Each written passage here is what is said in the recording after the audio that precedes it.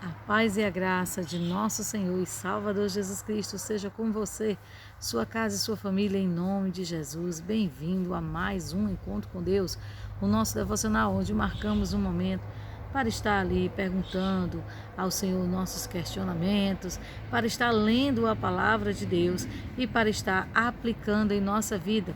Estamos com o projeto Aplicação Pessoal, aplicando a minha Bíblia, lendo de Gênesis a Apocalipse, e já estamos ali no livro de 1 Samuel, amém? Então, se você quer ver Gênesis, você retrocede ali no canal e você encontrará todos os livros em nome de Jesus, exceto algumas passagens que eu pulei por conta de genealogia. Leia algumas coisas que não tem o que a gente aplicar em nossa vida, amém? Em nome de Jesus. Lembrando que se você sentir no coração, pode se inscrever no canal, deixe o teu like, compartilhe esse vídeo com outras pessoas que também estejam precisando, em nome de Jesus. E que você aqui nos comentários pode deixar, o seu pedido de oração, seu testemunho ou algum questionamento. Amém? Em nome de Jesus. Hoje nós estaremos lendo o capítulo 14 de 1 Samuel, que diz assim: Um dia, Jonatas disse ao rapaz que carregava as suas armas: Vamos até o acampamento filisteu, que está no outro lado do desfiladeiro. Mas Jonatas não contou ao pai o que ia fazer. Saul estava em Migron, perto de Gibeá, acampado debaixo de um pé de romã. Com ele estavam mais ou menos 600 homens. O sacerdote que usava o manto sacerdotal era Aías, filho de Aitube e sobrinho de Ícabo. Ícabo era filho de Finéias e neto de Eli, que havia sido sacerdote do Senhor Deus em Siló. Os homens não sabiam que Jonatas havia saído do acampamento. No desfiladeiro que Jonatas tinha de atravessar para chegar ao acampamento do filisteu, havia duas grandes pedras, uma de cada lado da passagem. Uma era chamada de Bozês e a outra de Senê. Uma estava do lado norte do desfiladeiro, de frente para Miquimás, e a outra do lado sul, de frente para Gibeá. Jonatas disse ao rapaz que o acompanhava: Vamos até o acampamento desses filisteus pagãos. Pode ser que o Senhor nos ajude. E se ele nos ajudar, nada poderá impedi-lo. E se ele nos ajudar, nada poderá impedi-lo de nos dar a vitória, ainda que sejamos poucos. O rapaz respondeu: Faça o que achar melhor. Eu estou com o Senhor. Muito bem, respondeu Jonatas. Vamos até lá e deixemos que aqueles homens nos vejam. Se eles disserem para ficarmos parados até que cheguem perto de nós, nós obedecemos. Mas se disserem para irmos até o lugar onde eles estão, nós iremos, pois isso será o sinal de que o Senhor Deus nos deu vitória. Vejam, alguns hebreus estão saindo. Não. Aí os dois deixaram que os filisteus os vissem e disseram: Vejam, alguns hebreus estão saindo das tocas onde estavam escondidos. Então os soldados filisteus chamou Jonatas e o rapaz: Subam até aqui, queremos mostrar uma coisa a vocês. Jonatas disse ao rapaz: Siga-me, pois o Senhor Deus deu ao povo de Israel a vitória sobre os filisteus. Ele subiu engatinhando e o rapaz o seguiu. Jonatas ia atacando e derrubando os filisteus e o rapaz ia matando. Nesse primeiro ataque, eles mataram cerca de 20 homens em uma área de mais ou menos 1.200 metros quadrados. Todos os filisteus que estavam no acampamento ficaram apavorados. Os patrulheiros e os soldados do acampamento tremeram de medo. A terra também tremeu e houve grande confusão. Os espiões de Saul, que estavam em Gibeá, ao território da tribo de Benjamim, viram que os filisteus estavam tontos, correndo para cá e para lá. Então Saul disse aos oficiais: Contem os nossos soldados e vejam quem está faltando. Eles contaram e descobriram que estava faltando Jonatas e o rapaz que carregava as suas armas. Aí Saul disse a Aías, o sacerdote: Traga aqui a arca da aliança. Ele disse isso porque, naquele tempo, a arca ia na frente do povo de Israel. Enquanto Saul falava com o sacerdote, a confusão no acampamento filisteu aumentava cada vez mais. Então Saul disse ao sacerdote: Você não precisa mais consultar o Senhor. Aí ele e os seus homens entraram na batalha contra os filisteus. Estes, em completa confusão, estavam lutando uns contra os outros. Os hebreus, que haviam passado para o lado dos filisteus e tinham ido para o acampamento com eles, mudaram de um lado outra vez e se juntaram com Saul e Jonatas. Os israelitas que estavam escondidos nas montanhas de Efraim também souberam que os filisteus estavam fugindo. Eles se reuniram e atacaram os filisteus, lutando todo o caminho, até além de Bet-Avém, e o Senhor Deus deu naquele dia a vitória ao povo de Israel. Naquele dia os israelitas estavam fracos de fome, porque Saul havia feito um juramento: quem comer qualquer coisa hoje, antes de eu me vingar dos meus inimigos, será amaldiçoado. Por isso ninguém tinha comido nada o dia inteiro. Todos eles chegaram a um bosque e ali acharam mel por toda parte. E as árvores estavam cheias de mel, mas ninguém comeu nada porque eles estavam com medo do juramento de Saul. Mas Jonatas não tinha ouvido o seu pai dar a ordem ao povo. Por isso estendeu o bastão que tinha na mão, molhou a ponta num favo e comeu um pouco de mel. E logo se sentiu melhor. Mas um dos homens disse: Todos estão fracos de fome, porque o seu pai nos ameaçou, dizendo: Qualquer que comer coisa alguma será amaldiçoado. Então Jonatas respondeu: O meu pai fez uma coisa terrível com o nosso povo. Vejam como estou me sentindo melhor depois de comer um pouco desse mel. Teria sido bem melhor se hoje o nosso povo tivesse comido o alimento que tomou do inimigo quando o derrotou. Imagine quantos filisteus mais eles teriam matado. Naquele dia os israelitas derrotaram os filisteus, lutando desde Miquimás até Jalom. A essa altura, os filisteus estavam muito fracos de fome. Por isso avançaram sobre os que haviam tirado do inimigo, isto é, as ovelhas, as vacas, os bezerros, e os mataram ali mesmo e comeram a carne com o sangue. Aí alguém foi dizer a Saul: Olhe, o povo está pecando contra Deus, comendo carne sem primeiro deixar escorrer o sangue. Saul gritou: Isso é traição. Rolem aqui para mim uma pedra grande. E ordenou ainda: Vão para o meio do povo e diga a eles que tragam aqui o seu gado e as suas ovelhas, e que os matem e os comam aqui, e que não pequem contra Deus comendo carne com sangue. Por isso, naquela noite, todos trouxeram o seu gado e o mataram ali. E Saul construiu um altar para o Senhor Deus. Esse foi o primeiro que ele construiu. Aí Saul disse aos soldados: Vamos descer de noite e atacar os filisteus. Até o amanhecer, nós tomaremos tudo o que eles têm e não deixaremos nenhum filisteu vivo. Eles responderam: Faça o que achar melhor. Mas o sacerdote disse: Primeiro vamos consultar a Deus. Aí Saul perguntou a Deus: Devo atacar os filisteus? Tu darás a vitória ao povo de Israel? Mas naquele dia Deus não respondeu nada. Então Saul disse aos oficiais: Venham aqui e descubram que pecado foi cometido hoje. Eu prometo pelo Senhor, o Deus vivo, o Salvador de Israel, que mesmo que o culpado seja o meu filho Jonatas, eu o matarei. Mas ninguém respondeu nada. Então Saul ordenou: Fiquem todos de um lado e eu e meu filho Jonatas ficaremos do outro. Faça o que achar melhor, responderam eles. Então Saul disse ao Senhor, o Deus de Israel: Ó Deus, por que não me respondeste hoje? O Senhor Deus de Israel responde por meio de sorteio. Se a culpa for minha ou de Jonatas, responde pela pedra marcada, Urim. Mas se a culpa for do povo de Israel, o teu povo, responde pela pedra marcada, Tumim. E a resposta indicou Jonatas e Saul, e não os soldados. Então disse: Faça o sorteio para saber se a culpa é minha ou do meu filho Jonatas. E Jonatas foi indicado. Então Saul perguntou: O que foi que você fez? Eu comi um pouco de mel que tirei com a ponta do bastão que eu tinha na mão, respondeu Jonatas. Eu estou aqui pronto para morrer. Que Deus me mate se você não for morto, disse Saul. Mas os soldados responderam: Isso nunca. Jonatas, que deu essa grande vitória ao povo de Israel, não deve morrer. Nós prometemos pelo Senhor, o Deus vivo, que ele não vai perder nem um fio de cabelo. O que ele fez hoje foi conseguido por ajuda de Deus, e assim os soldados salvaram Jonatas da morte. Saul parou de perseguir os filisteus e eles voltaram para casa, para sua terra.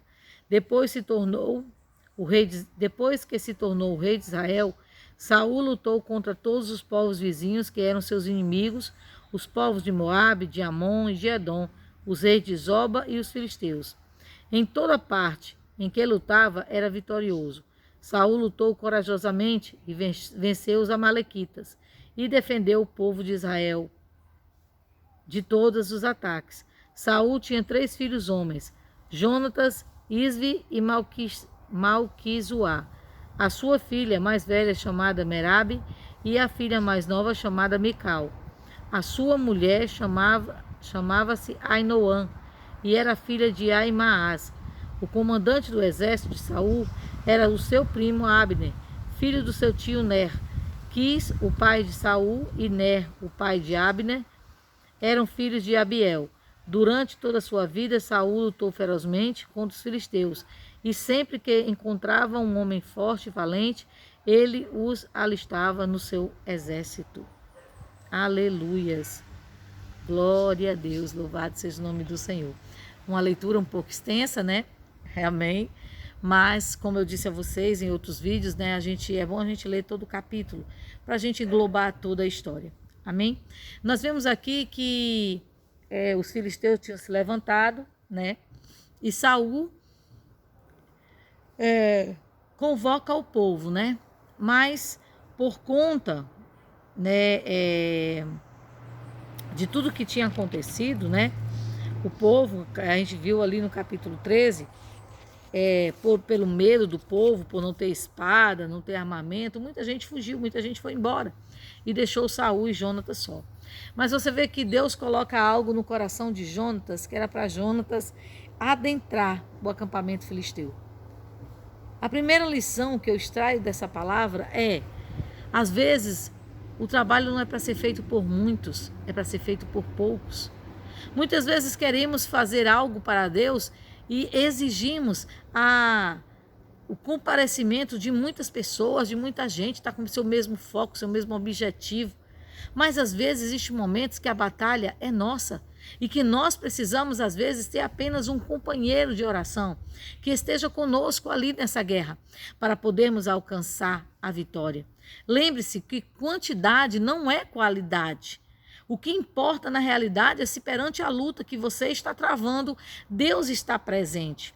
Você vê que Jonatas, ele sai ali do meio do acampamento de seu pai e vai para o lado dos filisteus e diz para o seu moço, né, o seu escudeiro, vamos fazer o seguinte, se eles mandarem a gente parar e eles virem até a gente, é porque Deus não entregou eles a nós. Mas se eles nos chamarem, vamos até eles, porque o Senhor nos deu essa vitória. E você vê que ele sai o quê? Ele fica de 4 e vai engatinhando até a presença daqueles homens, confundindo. Ali foi como eu posso dizer, um meio dele militar, dele lutar, né? Uma atitude de guerra, uma artimanha de guerra, né? Por assim dizer. Então, muitas vezes, Deus te dá artimanhas, Deus te dá estratégias, ou melhor, não é artimanha, uma estratégia de guerra. Então, às vezes, Deus nos dá estratégias que as pessoas não entendem. Mas você vê que ali, aquele escudeiro, ele não foi dizer, por que você está de 4? Por que você está fazendo isso? Não, ele simplesmente obedeceu a Jonatas. Ele disse, olha, eu vou na frente, tu vem atrás. E foi exatamente isso que aconteceu. O Jonatas ia derrubando e o escudeiro ia matando. É exatamente isso que Deus muitas vezes requer de nós, que a gente tenha uma atitude. Muitas vezes nós queremos ficar parado, muitas vezes nós queremos retroceder, muitas vezes nós queremos entrar em cavernas, como o povo aqui fez, cavernas espirituais, cavernas psicológicas. Eu não posso, eu não consigo, eu não tenho preparação para isso. É verdade, você não tem nada disso, mas você tem um Deus que tudo pode fazer. Você tem um Deus que destrói o arco e quebra a lança. Você tem um Deus que confunde o inimigo. Oh, glória a Deus. Você vê que aqui, quando Jonatas toma essa atitude, todo o acampamento filisteu entra em confusão. E Deus os ajuda, mandando ali tremor de terra, a ponto de que esse povo, ele próprio, se destrói. Ali eu lembro de uma palavra de Jesus, que diz assim: não te preocupa com o mal, porque o mal por si só se destrói. Às vezes a gente fica tão preocupado com as coisas ruins, com as dificuldades, com os momentos de adversidade, sabe? Que a gente deixa de estar fazendo o que nós somos chamados para fazer. Nós saímos da nossa posição. E é isso que nós temos que entender, que quando Deus batalha para nós, Ele nos manda avançar, Ele nos manda ir além. E você vê que esse feito de Jonatas, depois lá na frente, vai salvar a vida dele. Aleluias, por quê? Porque o seu pai faz um voto incoerente. Como é que os homens que estavam saindo para a batalha, eles vão ficar ali em jejum? Como é que os homens que estavam ali no esforço físico, eles estariam em jejum? Eles iriam se abster do alimento? Quando naquele momento é que eles tinham que se alimentar, eles tinham que estar preparados, fortalecidos para a guerra. Entenda, no momento da tua guerra, no momento da tua adversidade, é momento de você se alimentar. Nós estamos falando aqui do âmbito espiritual. Aleluias, alimente-se da palavra, alimente-se da oração, porque ela vai te dar força para você continuar. Ah, irmã, eu sou recém-convertido. Aleluias, agora eu me lembrei de um questionamento que uma das inscritas fez. Ela é recém-convertida e ela tem sede de pregar a palavra de Deus. Minha amada, a receita é muito simples. Leia, aprofunde-se na palavra e aprofunde-se na intimidade, ou seja, leitura da palavra e oração. E se você tiver condições, o jejum para quebrantar a tua carne para Deus falar contigo. Aleluias. Muitas vezes as pessoas acham que, para me pregar eu preciso fazer um curso de teologia. O curso de teologia é bom, gente. A gente adquire conhecimento, é ótimo. Eu sei. Eu também já fiz e faço teologia. Mas, espiritualmente falando, o curso de teologia ele não acrescenta nada, porque o que Deus tem a revelar através da tua vida, Ele vai te revelar com ou sem curso de teologia. O que Ele tem para falar através da tua boca não vai ser um curso, não vai ser um dogma humano, um título que vai mudar a circunstância. Não, vai ser a sua entrega. Dedique-se à palavra, leia a palavra, porque você só pode falar de quem você conhece. Se a gente for falar de quem a gente não conhece, a gente fala heresia. Por quê? Porque eu não conheço. Como é que eu vou falar de alguém que eu não conheço? E como é que eu conheço? Através da leitura da palavra. No Antigo Testamento, nós adquirimos o conhecimento de quem é Deus. E no Novo Testamento, nós adquirimos o conhecimento de quem é Jesus e de quem é o Espírito Santo. Então, precisamos sim nos aprofundar nessa palavra. Precisamos sim estar ali, mergulhados na palavra de Deus. É isso que esse ensinamento traz para mim e traz para você. Você quer crescer? Você quer pregar? Você quer levar a palavra? Conheça a palavra. Não existe, irmão, mas eu acho tão lindo fulano pregando, Beltrano pregando. Lembre-se do que a gente falou em um vídeo atrás, que os ministérios são diferentes. O jeito como Deus te usa pode ser totalmente diferente do jeito que Deus me usa ou do jeito que Deus usa qualquer pessoa. Em nome de Jesus, tão somente se queira ser usado. Eu acho lindo, eu glorifico muito a Deus quando eu vejo alguém dizer: irmã, eu tenho vontade de pregar a palavra de Deus. Aleluias. Você está dizendo: eis-me aqui. Então se prepare. Tão somente leia a palavra. Tão somente esteja em oração. Converse com o Pai. Assuma os seus compromissos. É lógico, você não precisa também abrir mão da sua casa, sua vida, seu trabalho, sua família para pregar. Você precisa tão somente, no seu tempo que Deus te dá, mergulhar nessa palavra. Mas mergulhar de verdade. Fazer anotações, como eu sempre falo, as anotações são muito importantes, meus irmãos. Faça anotações e deixe-se ser guiado por Deus. Você vê que aqui, Jonatas, ele consegue dar início à grande vitória. E ali o seu pai, mais uma vez, incoerente, aleluias, faz o quê? Quer tirar a vida dele. E o povo tem a sã consciência e diz: não, isso não era do agrado do Senhor. Deus usou a vida dele. Se ele tivesse errado, por que Deus usaria ele? Não. Você não vai tirar a vida do seu filho. E ali Saul retrocede. Por quê? Porque ali não era momento de destruir totalmente os filisteus. Nós temos que entender quando Deus nos manda ir e quando Deus nos manda parar. Ai, mas eu fiz um voto a Deus. Você fez um voto de tolo. Cuidado. Ai, irmã, então por que Deus não respondeu? Irmãos, eu creio que Deus não respondeu porque simplesmente Deus queria ensinar algo a Saul. Deus queria mostrar a Saul que não era segundo o entendimento dele, mas era segundo o entendimento de Deus. Era um momento de Deus e não dele. E você vai ver lá na frente, né? E a gente já viu, né, no capítulo passado, que ele comete a falha de não esperar por Samuel. E Samuel, por conta disso, diz: olha, a tua descendência não vai reinar, porque você não soube esperar pelo Senhor. Amém? Então vamos aprender a esperar o momento certo do Senhor e vamos parar com esse negócio de querer comprar a Deus com voto. Ai, eu estou jejuando, eu estou orando para que Deus converta a minha família. A sua família já é promessa de Deus. Você ora e você jejua. Lembre-se que eu já falei isso aqui. A gente ora e jejua não para alcançar a bênção de Deus. A gente ora e jejua para nos quebrantar, para chegarmos na presença de Deus. Em nome de Jesus. Amém? Deus amado, Pai querido, ó Senhor, obrigado, meu Deus, por mais um dia, por mais, Senhor, a chance de te glorificar, de te exaltar e de estar na tua presença. Oh, meu Deus, nos ensina a ser pacientes, nos ensina, Senhor, a ser mais tolerantes, nos ensina, Senhor, a cumprir o teu chamado e que não seja do nosso jeito, mas seja do teu jeito. Em nome de Jesus. Senhor, abençoa cada um que está nos cadernos de oração, abençoa nossa casa, nossa vida, nossa família e nos ajuda, Senhor, a prosseguir em cada etapa da nossa jornada. Sem ti não vamos conseguir, mas contigo somos mais do que vencedores em Cristo Jesus. Livra-nos, Senhor Deus, de todo mal, todo choro, angústia, dor, má notícia, tribulação, enfermidade, confusão, acidente. Abençoa, Senhor, nós, nossa casa e nossa família, nosso ministério, em nome de Jesus. Assim nós te louvamos e te agradecemos, em nome de Jesus. Amém? Glória a Deus, que o Senhor possa estar te abençoando e não esquece, segue a orientação do Senhor. Você vê que Jonatas, ele seguia a orientação do Senhor e não era compulsivo. Amém? Em nome de Jesus. Senhor te abençoe. Fica na santa e gloriosa paz do Senhor Jesus.